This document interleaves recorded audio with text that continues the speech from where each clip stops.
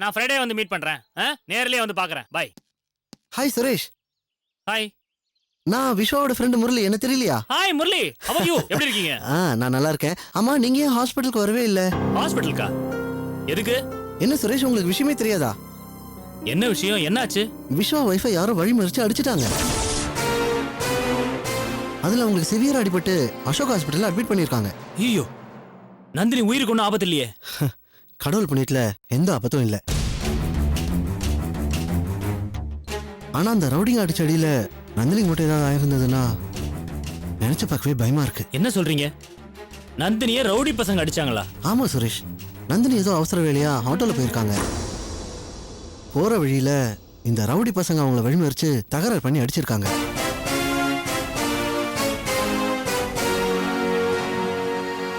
இப்பதான் நான் நந்தினி ஹாஸ்பிட்டல்ல பாத்துட்டு வரேன்.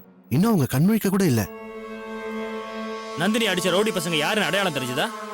தெரியல சுரேஷ். அவங்க கண்முழிச்சு இவங்க தான் என்ன அடிச்சாங்கன்னு சொன்னாதான் தெரியும். ஒரு பொம்பளை வட்டிக்கு பணம் வாங்கிட்டு அப்படியே ஓடி போயிட்டா. அவளை அடிக்கிறதுக்காக தான் எங்க அப்பா இவங்கள ஆள் வச்சு அடிக்க சொன்னாரு.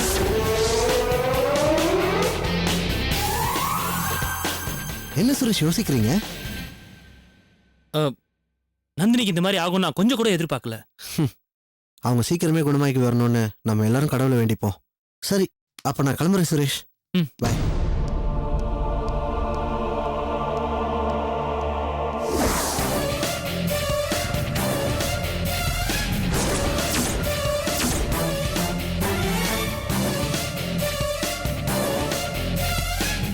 கல்பனா, இதெல்லாம் உன் வேலை தானா? என் நந்தினிக்கு ஏதாவது ஆச்சு உன்னை உயிரோட விட மாட்டேன். அம்மா அம்மா அம்மா, அத்தை இருக்காங்க. அத்தை. சம்மந்திமா, நந்தினிக்கு என்ன ஆச்சு? இப்ப எப்படி இருக்கா? தெரியல. டாக்டர் அவ மயக்கத்துல இருக்கான்னு சொல்லிருக்காரு. நீங்க போய் பாத்தீங்களா அத்தை? இல்ல, அவ கண்ணு முழிச்சதுக்கு அப்புறம் தான் உள்ள விடுவேன்னு சொல்லிருக்காரு. சம்மந்திமா, இது எப்படி நடந்துச்சு?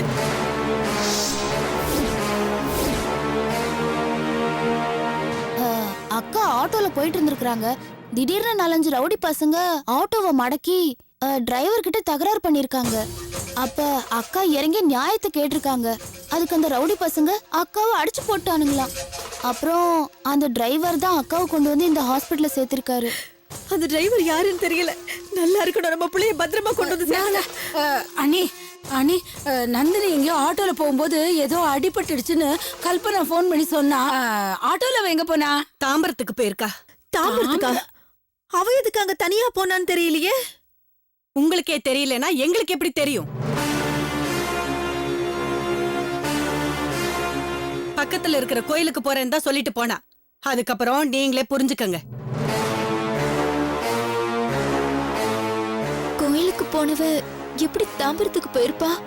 அவ அப்படிதாம்மா. கர்ப்பமா இருக்கிற பொண்ணு வெளிய போக கூடாதுன்னு சொன்னா அவ உன்னை தேடிட்டு வெளிய போனா. இப்போ கோயிலுக்கு போறேன்னு சொல்லிட்டு தாம்பரத்துக்கு போறது என்ன கஷ்டமா? ஆனா கடைசியா நான் சொன்னதான் நடந்தது. என்னாச்சு சம்மந்தி? ஏதாவது பிரச்சனையா? பிரச்சனை வந்துச்சுன்னா என்ன வேணா நடக்கும்.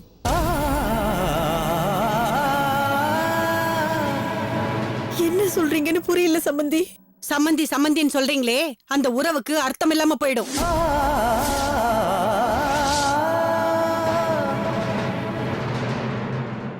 அண்ணி, என்ன நீங்க பூடகமா பேசுறீங்க? நீங்க பேசுறத பார்த்தா எனக்கு பயமா இருக்கு. நானும் அந்த பயத்துல தான் பேசுறேன் அண்ணி. அவ உண்டாயிருக்கான்னு எவ்வளவு ஆசையா இருந்தேன். அதுக்கு அவளை எந்த வேலையும் செய்ய விடாம நான் பாத்துக்கிட்டேன். அது உங்களுக்கே தெரியும்ல. இப்ப அவ என்னை ஏமாத்திட்டு வெளியில போய் இப்படி அடிபட்டு வந்து கிடக்குறா. தலையில தானே அண்ணி அடிபட்டிருக்கு. அவ கர்ப்பத்துக்கு எந்த பிரச்சனையும் வராது. நீங்க கவலைப்படாதீங்க. தலையில மட்டும் அடிபட்டு இருந்தா நான் ஏன் கவலைப்பட போறேன்? வயிற்றுலயும் பலமா அடிபட்டிருக்கா.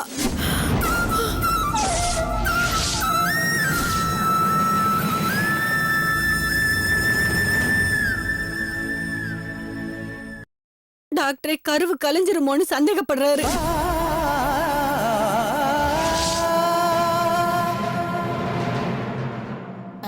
ஏன் அண்ணி, நீங்க இவ்வளவு நாள் காத்துக்கிட்டு இருந்தது எல்லாம் வேஸ்டா? என்னம்மா சொல்ற நீ? இன்னும் ஸ்கேன் ரிப்போர்ட்டே வரல, அதுக்குள்ள கர்ப்பமே கலைஞ்சிட்ட மாதிரி பேசிட்டு இருக்க. அப்புறம் இவங்க மனசுல சங்கடப்படாது? இல்லடி, வயத்துல அடிபட்ட பிறகு ஸ்கேன்லாம் எதுக்கு, நாமளே சொல்லிடலாமே. அது கலைஞ்சுதான் நீ போயிருக்கும்.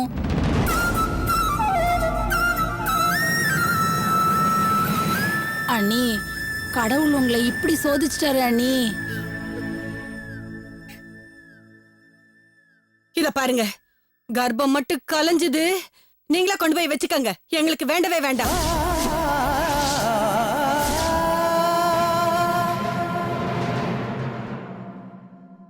ஐயோ சம்மந்தியம்மா, உங்க வாயால அப்படி எல்லாம் சொல்லாதீங்க. நந்தினிக்கு எதுவும் ஆயிருக்காது. அப்படி ஆக கூடாதுன்னு தான் நினைக்கிறேன். அப்படி ஆயிடுச்சு, இதுதான் என் முடிவு.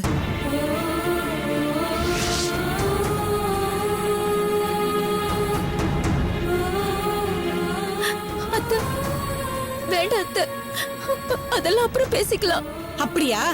ரிசல்ட் வரட்டும், அதுக்கப்புறம் நான் பேசிக்கிறேன்.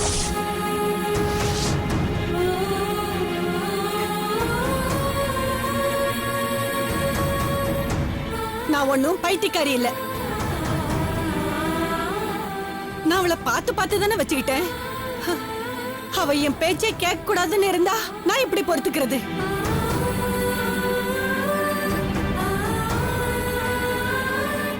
நான் என்ன எனக்காகவா சொன்னேன்? அவன் நன்மைக்காக தானே சொன்னேன்.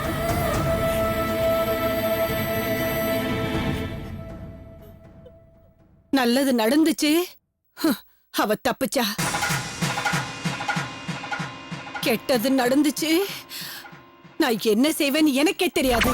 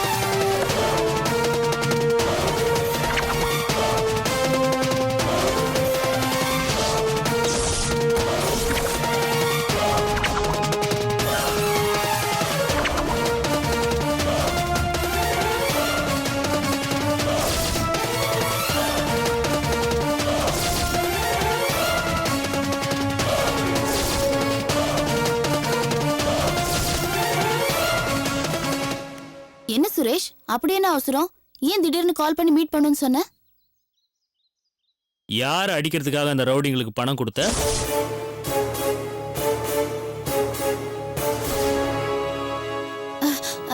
அதான் சொன்னேனே, அது எங்க அப்பாவோட டீலிங். எனக்கு யார் என்னன்னு தெரியாது. போய் சொல்லாத கல்பனா. நீ யார அடிக்க சொன்னேன்னு எனக்கு தெரியும். அவ பேரு நந்தினி. உயிருக்கு ஆபத்தான நிலைமையில ஹாஸ்பிட்டல் அட்மிட் ஆயிருக்கா.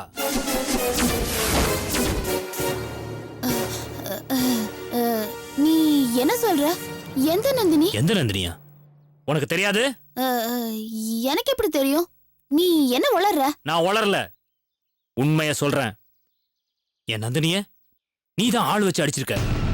நம்ம நந்தினிய சொல்ற? நான் எதுக்கு அவங்கள ஆள் வச்சு அடிக்கணும்? உன்னால முடியாதுன்னா ரவுடிய செட் பண்ணி அடிச்சிருக்க. ஐயோ, அது நான் இல்ல, எங்க அப்பா பண்ணது. அதுவும் யாரோ வட்டிக்கு பணம் வாங்கி ஏமாத்தினாங்களே.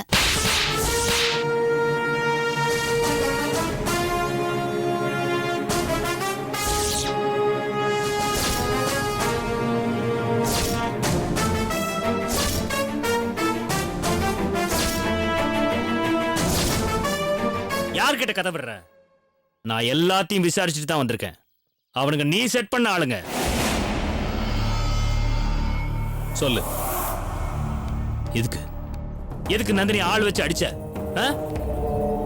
அவன் மேல உயிரியே நான் வச்சிருக்கேன்னு தெரிஞ்சு இந்த மாதிரி பண்ணிருக்கல. நீ சொன்னதெல்லாம் நான் செஞ்சேன்ல, அதுக்கு நீ காட்டுற விசுவாசம் இதானா? இல்ல அது வந்து பேசாத, ஒரு வார்த்தை கூட பேசாத. என் நந்தினியை கொன்னுட்டு நீ மட்டும் விஸ்வாவோட சேர்ந்துடணும். ஆனா நான் மட்டும் என் நந்தினி இழந்துட்டு ரோட்ல பைத்தியக்கார மாதிரி திரியணும்ல? என்ன சுயநலண்டி உனக்கு? நீ எல்லாம் உயிரோடவே இருக்கக்கூடாது, உயிரோடவே இருக்கக்கூடாது.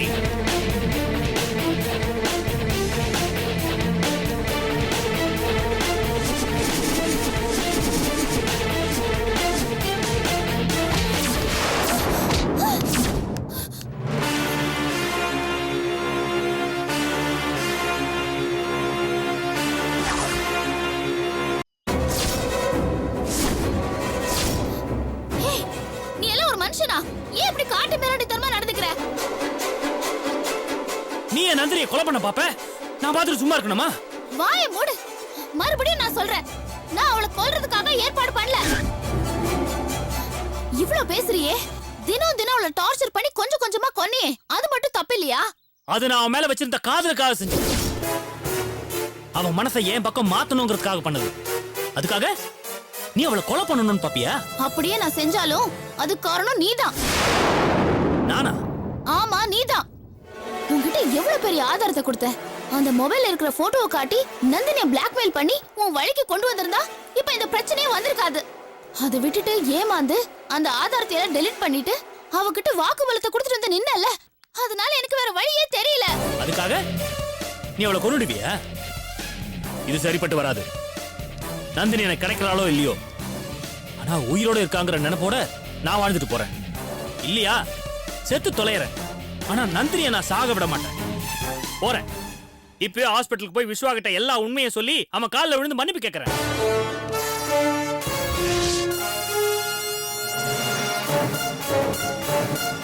சுரேஷ், சுரேஷ், நில்லு, நில்லு.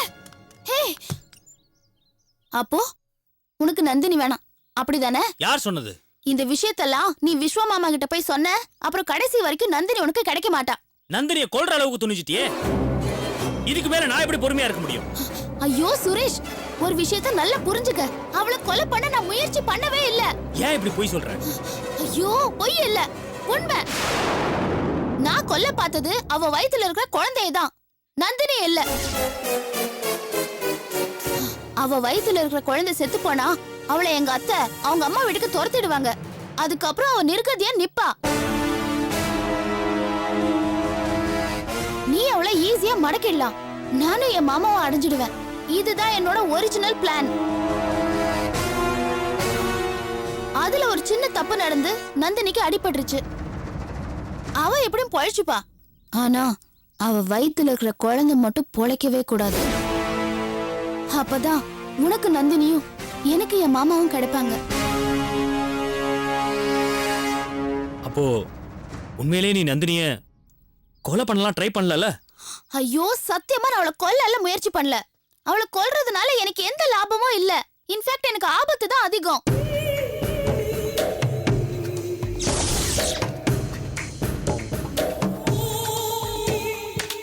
சாரி கல்பனா, நான் அவசரப்பட்டுட்டேன். உங்ககிட்ட ரொம்ப எமோஷனலா நடந்துக்கிட்டேன். I'm sorry. அதுக்கு ப்ளீஸ் என்ன மன்னிச்சிரு. It's okay. எனக்கு நந்தினி வேணும். நான் அவ கூட வாழணும். உனக்கு என்ன, விஸ்வா கிட்ட இருந்து நந்தினியை பிரிக்கணும், அவ்வளவுதானே? அதுக்கு நாம ஏதாவது பிளான் பண்ணலாம். Okay, I'm sorry. நான் வரேன்.